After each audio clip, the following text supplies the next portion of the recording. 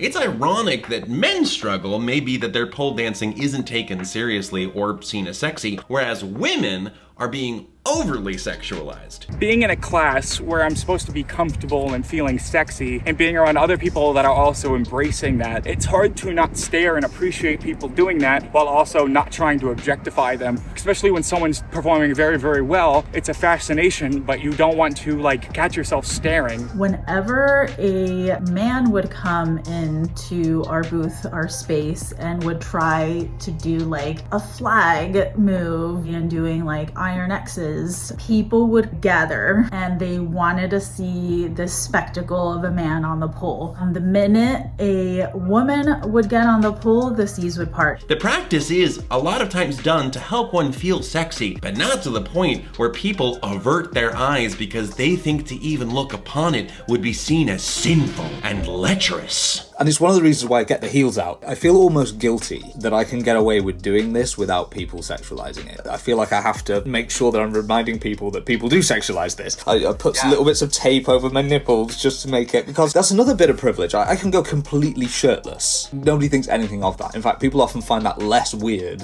if I'm wearing something like a crop top. Everything about it is so loaded and so gendered. David brings up a good point here, that men have a lot of privilege to be in these predominantly female spaces. We're not as subjected to the male gaze, and we're less likely to be placed in danger by participating in these activities. Are exotic dancers and sex workers responsible for the negative perception placed on them by the public? Or is it the largely male clientele that are the actual ones leading to these practices potentially becoming dangerous, especially with many of these businesses not having any set protections or accountability put in place for their workers? What we experienced during the session was an atmosphere of trust and support, while encouraging us to feel sexy. I just think that's a standard that should be applied everywhere. One's expression of sexiness is not an invitation to be sexualized. And seeing someone express their sexiness does not inherently mean that you're sexualizing them. If it's not for you, that's completely valid, but don't make it anybody else's problem.